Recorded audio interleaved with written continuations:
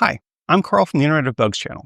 That channel has a bunch of different topics that I talk about. A lot of them are topics about why bugs are bad and how AI causes bugs and how AI companies are at best overhyping and at worst lying about the generative AIs that they're building and the capabilities and limitations that they have. Some of those topics, though, have been only useful to a narrower professional audience. Those videos are specifically about how software developers can get better at their craft and further their goals and use AI in the process. And here's the problem.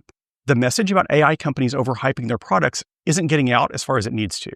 Now, that said, there's no way I have any prayer of being able to get nearly as many people to watch my videos on AI limitations as the AI companies do. But I want to try to do better than I have been doing. So here's what I'm going to try.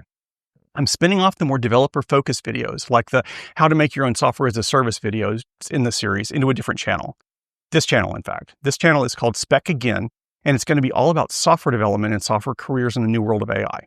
For some younger junior folks, it's a green field, but for those of us that have been around a while, it's time for us to adjust to how the industry is changing. I know it can be scary, but it's happened to me many times in the last 35 years, and it will be okay this time too.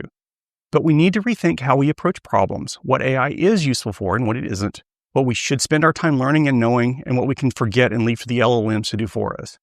We also have to adjust to the way work and hiring has changed and how the path for tech career advancement has taken a drastic turn once again. In essence, we need to create a new set of specifications for ourselves and for our skill sets to deal with this new reality, hence the name Spec Again. It's also an admittedly somewhat tortured acronym because I'm a geek for Software Professional Empowerment and Career Alignment with Generative AI and Non-Competitiveness, asterisk. Now, that asterisk there is intentional. There's a word I prefer there, but I want YouTube to promote the channel, so I'm going to try not to use it too much.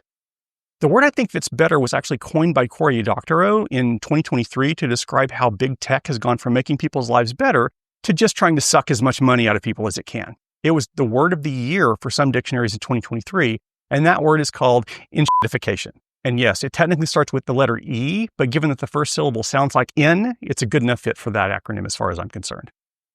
Another quick note. You may have noticed that I almost always talk about software professionals instead of software developers or software engineers. I do that for a couple of reasons. For one, some professional software jobs don't actually involve writing code. Maybe at the moment you're managing or testing or consulting or teaching. That shouldn't exclude you from professional discussions.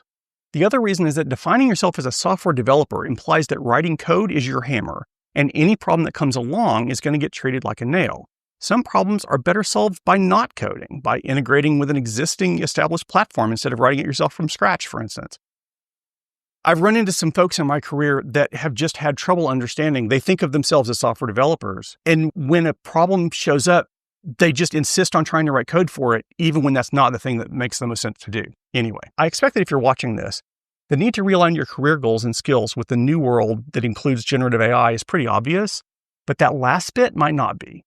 It's not just generative AI that's changed recently. The other thing is that the cornerstones of our industry during the last 20 or so years, Google/Alphabet, Facebook/Meta, Microsoft, Apple, Amazon, etc., have changed. Once upon a time, those were seen as dream jobs for programmers, but that time is ending if it hasn't already gone, and we have to adjust. So what does a tech dream job look like now? What's the new normal, and how long is it going to last before the next big shift comes along? That's what this channel is about. If that sounds interesting to you, I'd love to have you on board. Thanks for watching.